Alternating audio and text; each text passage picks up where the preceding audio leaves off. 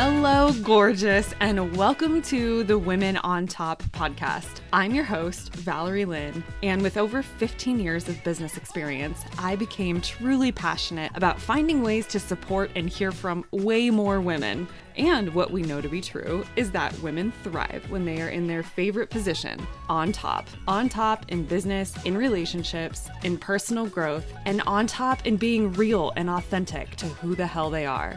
So I invite you to sit back and enjoy the Women on Top podcast. Well, welcome to the Women on Top, everybody. I am so looking forward to today's conversation. I have sitting here with me Victoria Pelletier, who is a dynamic keynote speaker and an author. And she became a COO of a multinational corporation by age 24, which is truly remarkable. She also has held many different senior leadership roles at companies like IBM and American Express. She's also just known for her resilience, her authenticity, and her advocacy for diversity and inclusion. And she inspires people with her message of having a no excuses philosophy. So I'm looking forward to diving in today. Victoria, thank you so much for being here. Thanks for having me. Happy to be here. Yeah. I want to start with this conversation around your journey to becoming a COO at a young age.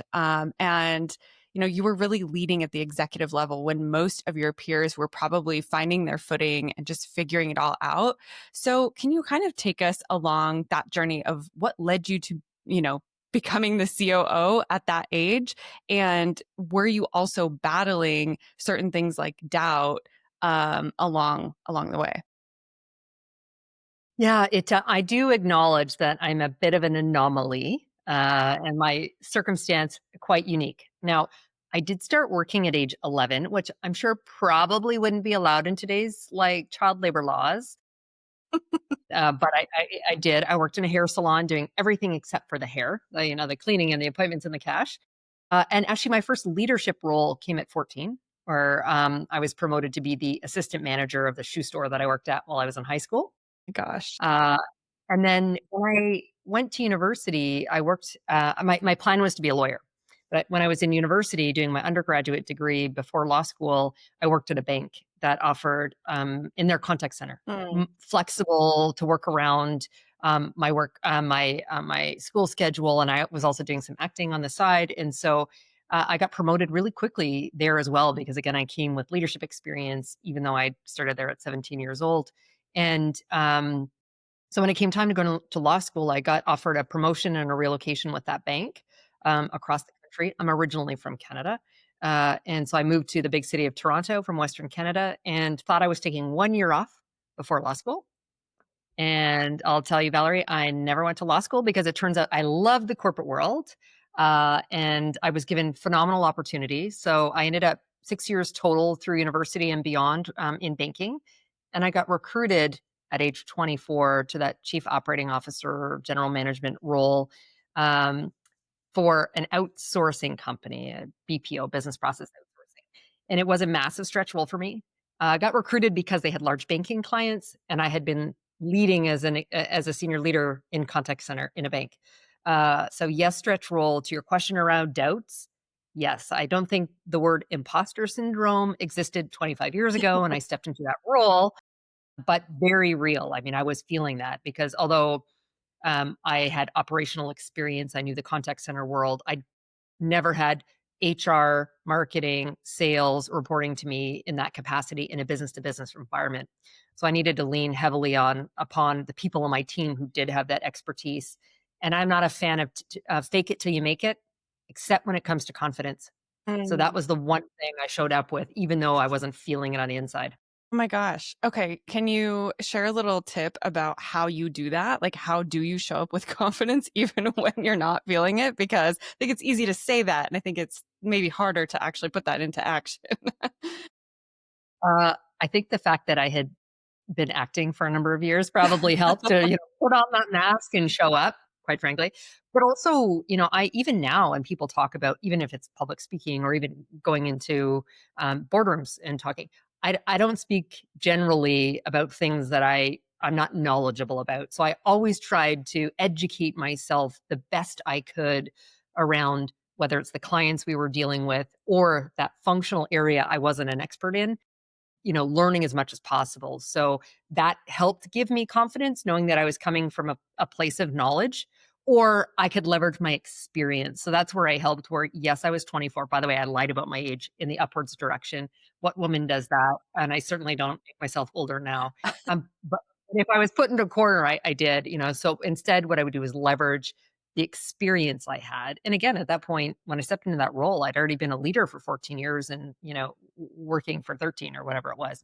So that helped me show up and give myself a little bit of confidence where I knew I lacked some experience in some other key areas. Yeah. Okay.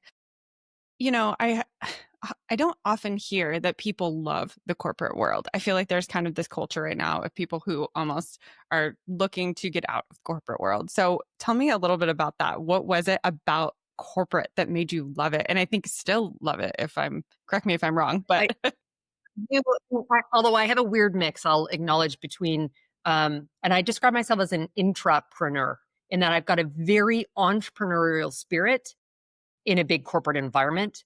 I have actually also built and bought companies. So I've been in, started companies from scratch and I've bought small companies. But what I mean by that corporate environment and why I chose the business path versus law, although corporate law was not one of the two I was considering, for me, it's about like, the big, hairy challenges that come. It's actually one of the reasons I also like business to business. You have an added layer of like stakeholders that you're serving, right? So, of course, you've got your shareholders or the, C-suite of the organizations, but then you've got the clients that pay the bills and their end user customer, whether it's their like customer or employee that you provide, products or services to. And so that adds complexity. So it was that complexity that came in the corporate world. It was also, I stepped very much into my leadership. And I realized, going into law at some point as a partner in a law firm, I'm going to have people, reporting to me, but the ability to be a lawyer and be a leader and shape strategy and lead teams down that path. It was just something I loved.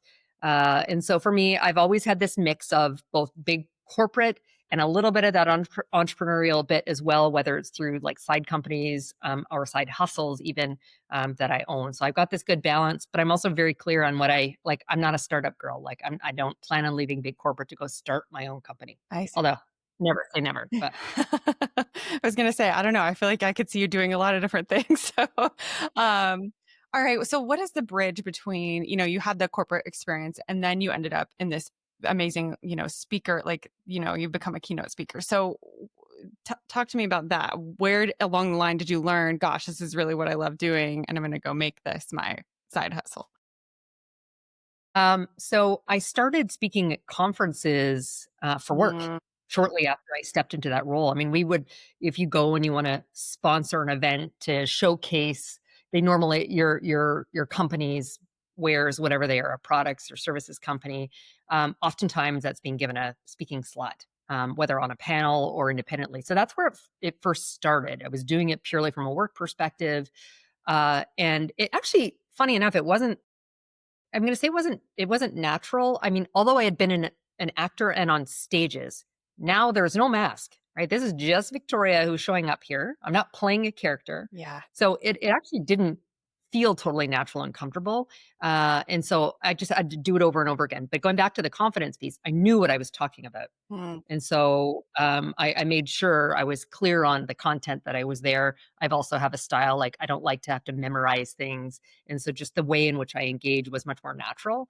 And as a result of being knowledgeable or seen as a thought leader on the topics I was speaking on and being generally an engaging speaker because I talk in a very different way. I bring sort of the theatrical, pieces of it. I started to get asked to do more and more. And at some point I'm like, and not just for my company. And so I'm like, well, why am I not monetizing this? yeah. And so that's when I flipped it probably 12 years ago to start charging for it.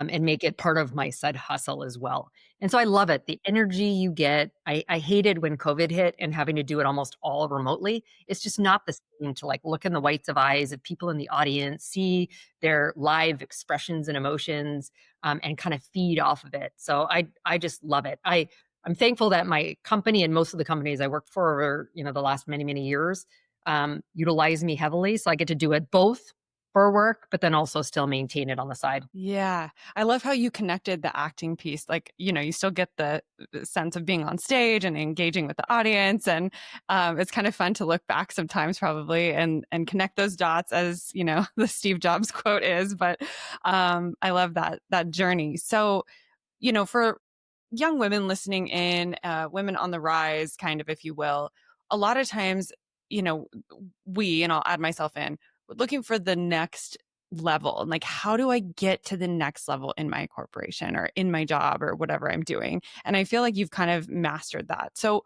what are some practical tips maybe that you can share that you think might be helpful for somebody if they are trying to get to that next thing? I think there's a few things. And so the first is the confidence to ask for that promotion. And so there's data that shows that women typically will not apply for a promotion, or maybe it's a role at a new company, if they don't feel that they meet all of the skills listed in that role profile, or at least 8, 9 out of the 10. Men typically apply at 5. Right. So there is a difference. And so there's data that's proven. And so that's just, again, that's a confidence level for women. Like they need to step into that in their experience. So I'd say just, going for it. I have a saying, you don't ask, you don't get. I will tell you, my children have learned that pretty well. But I think I think it's really important for women to do that. So that's number one. Number two, I look at a lot of my career success has come from a few different things. So one is definitely performing, but in performing means I understand the skills that are required to be successful and understanding how success is measured in that role, Mm. because it's not always intuitive, and companies sometimes incentivize certain um, actions, behaviors that aren't always aligned with how you think your performance is going to be measured. Other elements of that has been a strong personal brand. So I've been very focused on building a strong brand, which helps me be known, whether it's as a thought leader, as a strong person leader, or for the subject matter expertise.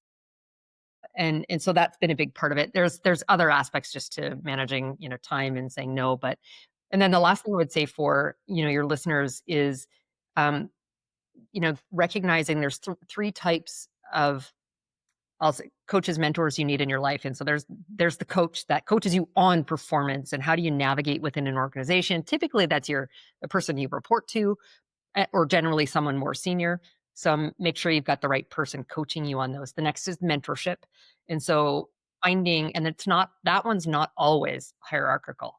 And so in this case, if you want to make a shift, maybe it's a lateral to make a step up or to a different industry, finding people that can mentor you in terms of what success looks like there, how to help navigate. And then the third is finding a sponsor. Now, I will say that one for me, I choose who to sponsor. Like that's not a formulaic match that like some companies create mentorship programs and match people. I need to choose that. But us finding the sponsor advocates for you when you're not in the room is about the strength of your brand. If I know that they're a strong performer with good, I'm very values driven. So who are they as a human? Like what does that fit look like? Those are important. So that's what I'd say. Performance, understand, performance, build a strong brand, just ask for it and find yourself great coaches, mentors, and sponsors. Yeah, those are great tactical tips that people can walk away from this conversation with and really make sure. I think that sponsor piece is huge. I think it's really important, like you say, because it's different than mentorship. And so for somebody listening in, if you don't have that sponsor piece, this might be a good takeaway for you. I know you have this mindset around no excuses. And so I feel like that just emulates through in everything that you talk about. And even just here through the screen, I can kind of feel that too. Where does that come from? And what was a time where maybe you had to navigate one of your own biggest excuses? Talk to us about Mm. So it comes from overcoming some pretty like traumatic events in my past, from like a very abusive childhood before being adopted out of that situation, and I have always reflected back on it to like, you have a choice. You cannot always control circumstance, the adversity that comes your way, the challenge, and obstacles, but you have a choice in how you respond to it. You know, I could have played victim and blamed a lot of, like, things on that, but I've made a choice that instead, I'm not gonna let my biology or circumstance define me. And so that I just sort of flipped it on its head, and that's where no excuses comes from. I've had lots of other, challenges over the years, whether it was my ex who passed away and I became a single mother to my children who were 9 and 13 at the time, and like having to deal with it. So I made a choice. In this case, I put my family first and left a job I loved, but I was on the road 90% of the time. Yeah. That was not going to be realistic, right? So that's where it comes from. And I've been in that, situation a number of times where I made a decision actually even a few years ago to leave a company, and I had a verbal job offer. It wasn't papered, and I negotiated a good exit. Normally, I would say do not leave a company unless you have secured your next one, but this one was pretty close. And then it turns out that the board fired the CEO of that company I was going to be working for, and I found myself unemployed. So, again, I could wallow in sadness and pity for a while. Don't get me wrong. Like I drank copious amounts of wine for a little bit there, and but I made choices, and my goal was actually to get out of the consulting world at that point. I wanted to go down a private equity portfolio path. And then, wow, it's a very hard field to break into. That was actually the job I was having offered to me, the one where the board fired the CEO. But then it's like, okay, after a period of time of trying to break into what is very much like a bro club, and once you're in, you're in. But I had to make a decision. I need to be employed. Although I wanted a path, it's going to be a longer path than I can likely even afford. So I made a decision to get back into the world that I'd been in of consulting. There's pros and cons to it. There's things I love about it and things I hate about it.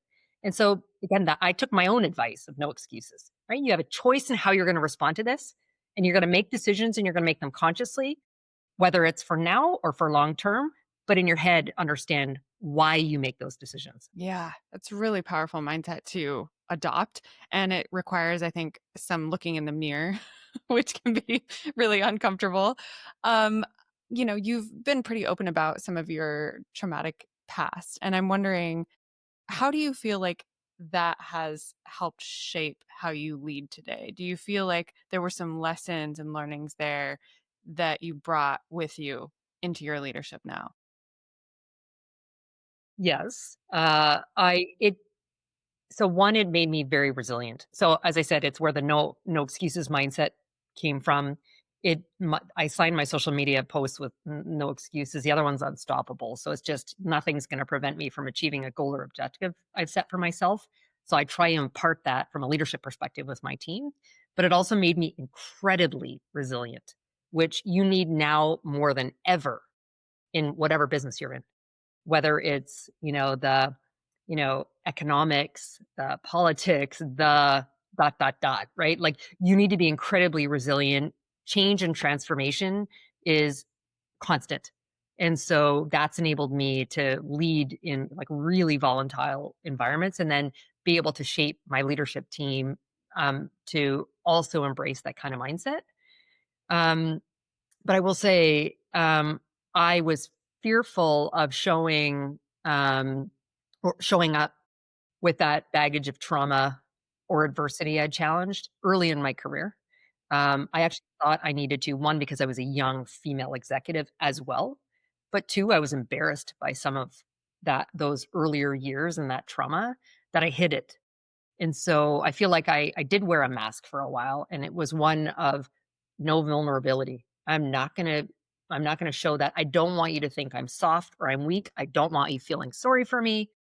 And so, in fact, I had to unlearn that at some point. I learned I had like an unfortunate nickname as the Iron Maiden at work for, now some of it's because I've always been able to make really tough business decisions that can be really emotional for others and balance that.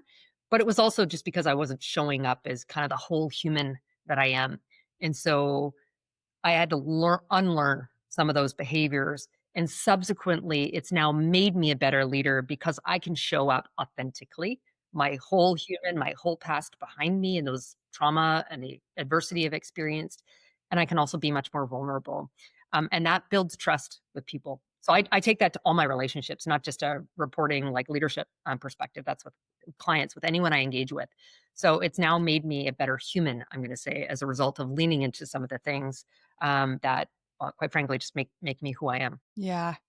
I appreciate that story because in a lot of ways I resonate with that too. And I was always a little shyer to show up as kind of fully myself, but then it has allowed me to make deeper connections with people and just different opportunities that have shown up as I think, a little bit of a result. So I like that you're able to step into that. I was thinking about this word of resilience, and I often wonder, is this a skill that we can build if we haven't experienced things such as trauma in our life? And how can we become more resilient in general? I think you can. Now, I will say, I think for me personally, I think there's a level that is just innate, right, in my DNA. Fight or flight, I'm a fighter. And so I, but that said, I do think it's like a muscle that you can strengthen as well. And so for me, although always incredibly resilient, I didn't always have the healthiest way of being resilient. And that was to compartmentalize. I'm not going to process all of it. I'm just going to move forward. Again, that was my choice at that point. But then at some point, it weighs you down.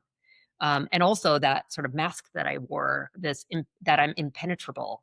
And so for me, developing a healthy level of resilience meant that I sort of went through these multiple steps. One of which is around naming the trauma or adversity, right? Like calling it out loud, reflecting on it, being incredibly self-reflective of even why and how it like impacts you. Like I made subsequent decisions or had reactions that when I reflected back on it, I'm like, it's because of that back there, right? So the ability to like be really reflective around that, surrounding yourself with a community that helps support you and building the resilience. And sometimes, by the way, that's people who call you on your stuff, right? I can swear here, but I would otherwise use a different word. But like calling you on it, right? And like sometimes you just have blinders on. So surround yourself with people who love you and support you, but those who will also call you out. And then it's around being like what I refer to as strategically intentional, like building the being clear on your goal and objective, being really reflective around what prevents you, how you react and respond. But then the strategic intentionality is around what's going to get me to that goal or objective I've set for myself. What are the steps that are going to get me there? And then anchoring that consistently, to it.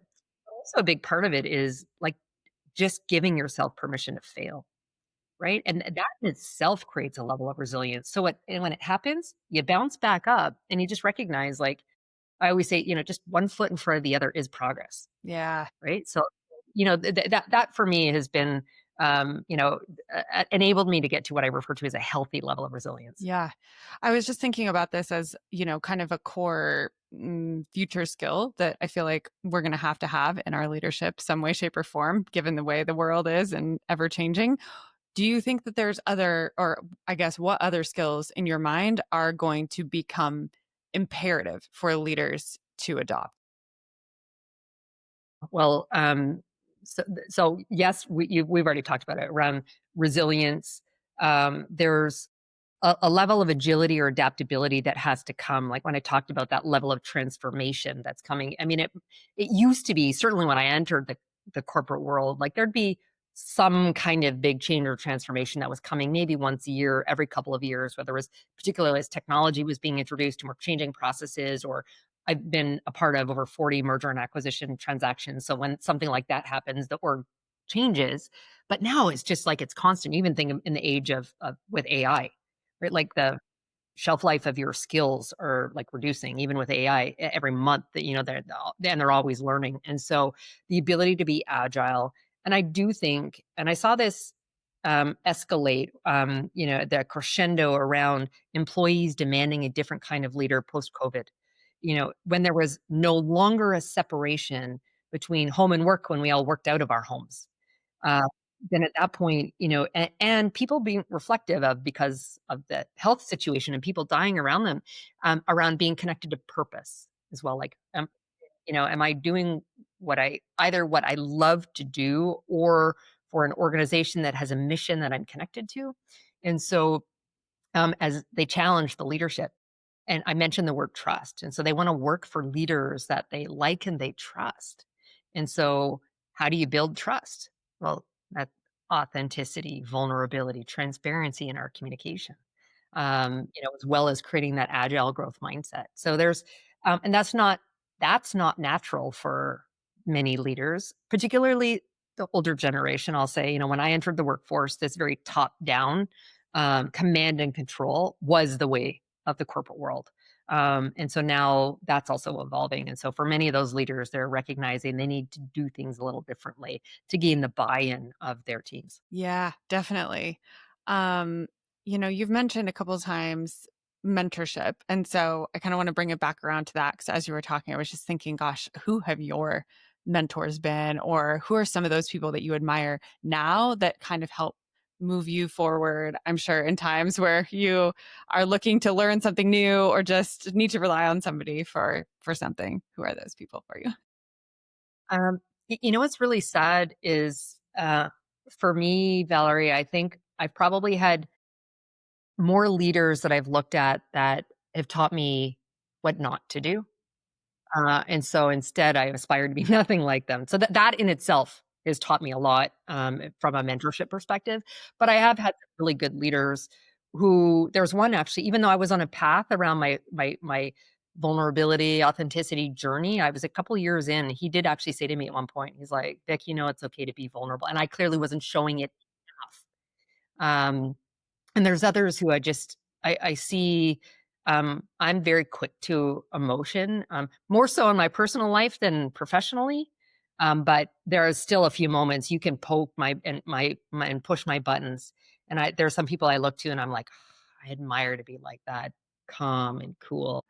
That I look towards. And others, quite frankly, are business leaders I've never worked for or with, or even some world leaders, by the way, like I'm not trying to get political, but the Obamas, for example, like there's some the way in which they've led, whether it's leading a country or now, look at some of the causes they have. Like I look at that, I'm like that's amazing. My goal from a legacy perspective is to have left the world in a better place when I leave it than when I came in. And so aspiring to some of those kinds of things. That was going to be actually another question was because you mentioned purpose. So I'm curious what you think your purpose is in the work that you do. I have always been like almost maniacally focused on building the right kind of culture and leadership teams, even if I always didn't show up in the kind of leader I now am. And some of that includes, I know the country in right now is not embracing diversity, equity, and inclusion. But when I entered that executive role at 24, business process outsourcing, outsourced call centers was not your destination job. And to some extent, it's not in North America. It is in other parts of the world. And so there's heavy, heavy turnover. Uh, and and they were new to the country, and then unemployed or underemployed individuals. And so I wanted to create the right kind of workplace culture that would encourage people to perform at their best in a role that wasn't necessarily, again, their destination job and stay there for as long as possible. So for me, I operate with that. I still want to create that right kind of inclusive environment. I want to be the kind of leader that people want to work for. And so my purpose in work is around building the right kind of workplaces where, again, people want to show up. The 80-20 rule, like 80% of the days you get up, you're excited about coming in. 20% is just stuff we all have to do, or maybe the one or two people you don't really enjoy working with, but that just happens. But I have a greater purpose, so I also wanna do that in the community at large. So I belong to, not-for-profit boards, and I volunteer and I do different things. So for me, it's the workplace, building the right, kind of, environment where people, want to work and I can help them thrive. I wanna do that within, like, the community and the world, at large. So that's my purpose. It feels like this means so much to you. What you do, what you speak about, what you've written books about. What is it underneath all of this and helping people to thrive at work and feel, I don't know, their best selves and in the community as well, that just lights your fire? Like, what is it about that? Because I think a lot of people would love to say the same thing. Like, I would love to lead an organization, make people really feel good and retained because they're just so happy to work here. But for you, it feels like there's something like, ooh, it just is within you in a deeper way. I think it's because my definition of success changed dramatically. From coming from, a traumatic, so, for your listeners, so I was severely abused by my biological mother as a young child. I was adopted out of that environment to a loving family, but of lower socioeconomic means. And so I never went without food or clothing, but there wasn't much, right? So that's part of why I started working so young. And so my definition of success was informed a little bit by my biology and circumstance. Like, I was determined I would be better than where I came from. And for me, and my mom actually said to me, and my mom is the woman that raised me.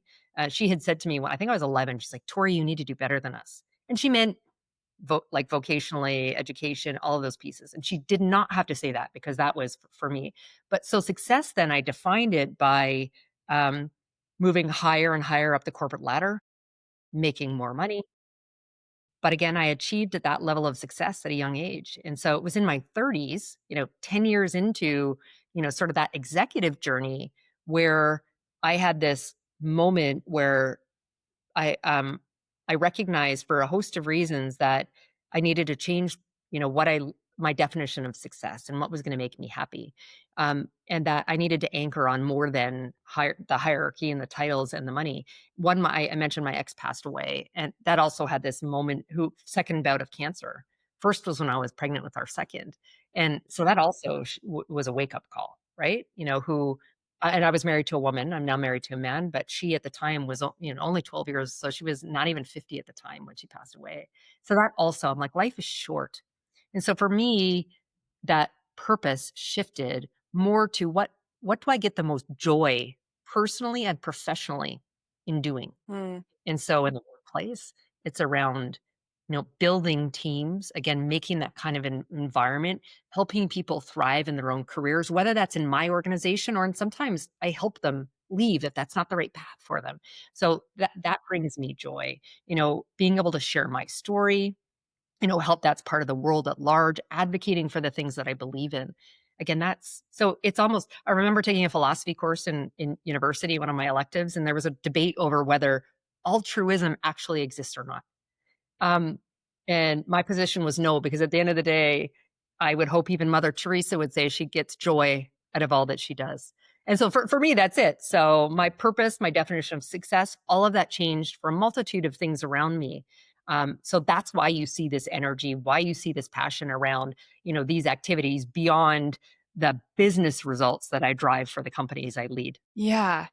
And I think that that is what is so inspiring to me is that you have this drive and just, gosh, you're such a businesswoman, right? Like I could just tell that you're so intelligent in that way, but you bring this human component to it that I don't see as often in the workforce. Like I kind of feel like you either have one leader or another, not on the whole, but just that's just kind of in general to me. And so it's really beautiful to see a leader who is able to marry up both of those things. And also like at the end of the day, just knows who she is and her purpose. And so I can just feel that. And it's really amazing. I know you're also a mom. And so as I'm thinking about this like human component of leadership and a lot of women who are looking for how do I navigate this idea of motherhood and this idea of being a businesswoman? Because a lot of us are driven to do both, maybe. And I don't have kids, but I'm curious what would you say to that woman who's trying to do it all and doesn't feel like she has balance? This word of balance. Yeah, I'm not a big fan of the word Yeah. balance. For me, you find a way to integrate it all together, and you make choices. So for those who choose motherhood, and I say that because there's, you know, it's also okay for those who don't, right? Like, I knew from a very early age, particularly because then being adopted and not having biological like connection around me, I wanted my own, right? So I knew from a very young age, and I gave birth to my first son, like, by the way, 3 months before I stepped into that executive role. I was not even 24. I was Wow. 6 Okay, weeks we're shy gonna of my circle back 24th. to that. So for me, it's also not a choice or a trade-off. I feel like many think that they have to choose motherhood, career, and that it's always going to be in conflict. And so for me, it never has been. But again, you make choices, and so in recognizing about the right kind of integration, you're going to make decisions at time, and sometimes you make trade-offs for one versus the other. So I think of, when my youngest was 2 years old, my kids were 6 and 2. I spent 220 days on the road that year.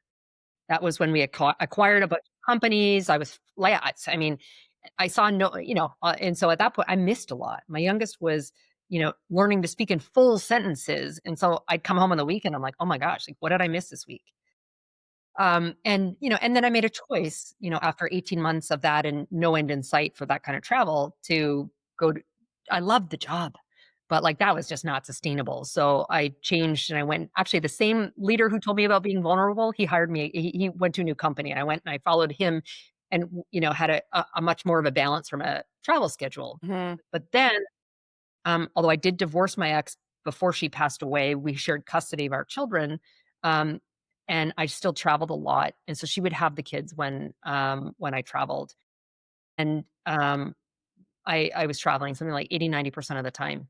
I loved that job. But after she passed away and I became a single parent with no family to support me, I left that job for one that wasn't as fulfilling for me at the time, nor as challenging, but I only traveled 10% of the time. Mm. So that's where I would tell, women or men who are aspiring parents or in that zone that, you just find a way to integrate it. So for me, I did try when the kids were younger when working in a physical office versus sort of this hybrid environment now to get home, have dinner with them. Once they went to bed, I was back online for a couple of hours. Right. But Mm. that's how I chose to manage it all. And I feel like you'll make these trade-offs. And I hope that, my kids would, reflect now they're 25 and 21. So it makes me feel really old when I say that. But that they would recognize that I was there for them in the times that mattered. Yeah, yeah. I kind of appreciate that, like the trade-off and that you have to kind of evaluate what season of life you're in and where, like, what's important almost in that time. I've heard the saying of like, you can do it all, but you can't do it all at the same time or something like that. And I feel like that's kind of similar to what you're talking about. What's your hope for your children? I feel like you're just somebody who has big aspirations. Give Um, them. I want them to be, at the end of the day, happy and healthy, and whatever that means for them. Hmm. I feel like they've had the pressure of having a mom who's done and been fairly successful. I feel like they wear that more than I feel I've put it on them. And so I want them success. They will define what that is. So my younger one said to me, I don't know, maybe 14, like, Mom, what do you think I should do, for work? And I said, well, I said, following your passion, right? Like something you're going to enjoy doing. And hopefully the money will follow. And I said at the time, I think, he could either he did a lot of work with like special needs kids. And I said, I could see you going down that path, Yeah. but he could also sell ice to Eskimos, the stuff he talked his older brother into, right? And he said, well, which one makes more money? And I was like, I'm not gonna tell. I can tell you which one's gonna make more money, but that's not it. So that's where I tried. So that's my goal for them. If they choose to be partnered, if they choose to have children, although that said, I did tell the two of them, at least one of you has to make me a grandmother because but I was like, I was a young mother by choice. Do not make me a young grandmother by accident. So please take care of business. So yeah, that's my hope for my children. That's great. I like the the added detail there.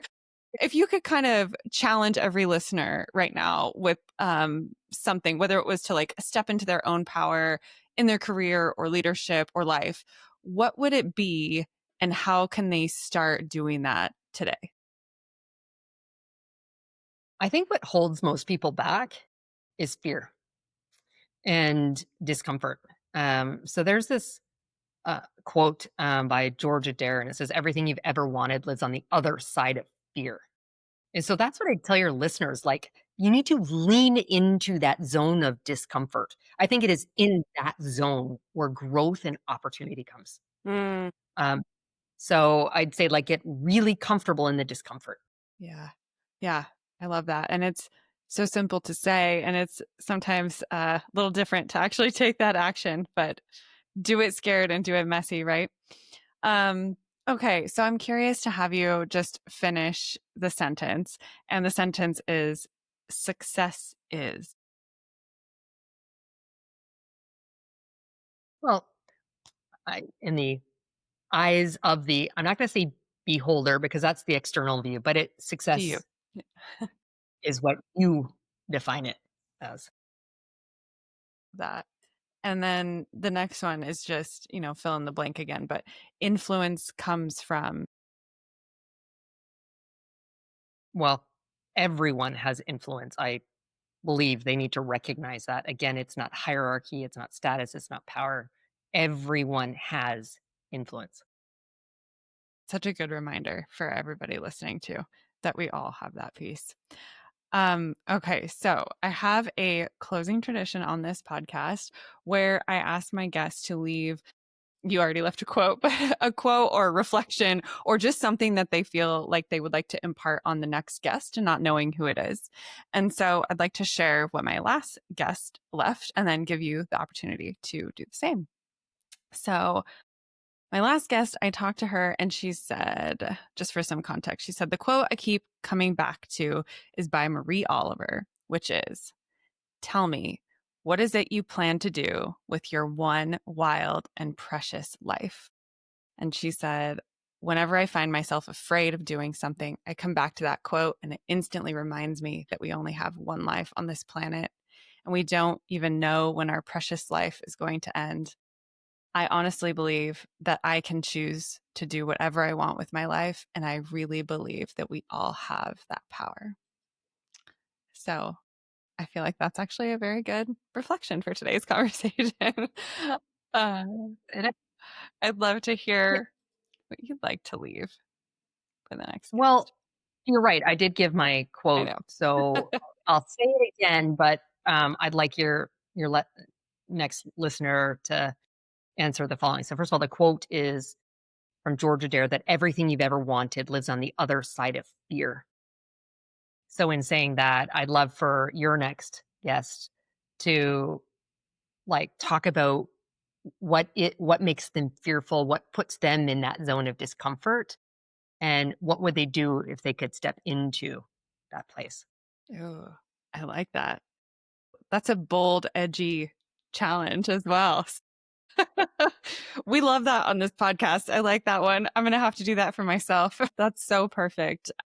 Victoria, gosh, you are just, I used the word at the beginning of this conversation, but dynamic. And I feel like that truly is how I would describe you. You are dynamic, you are a force. And you also just have this like depth to you that I think is just so moving. And so thank you for the impact that you are having on so many people and just using your voice for the better and just to help, influence so many people. Thank you for being here today. Thank you so much. Thank you for tuning into the show today. And before you go, I just have one quick favor to ask of you. There is a really simple way that you can help support me and help support this show, and that is to hit that follow button on whatever app you're listening to the show on. I'm trying really hard to level up the content and deliver unique value and amazing guests, and just hitting that follow button is the magic that will help continue to empower that. And remember that the world deserves to hear your voice and your stories, and you deserve a place at the top.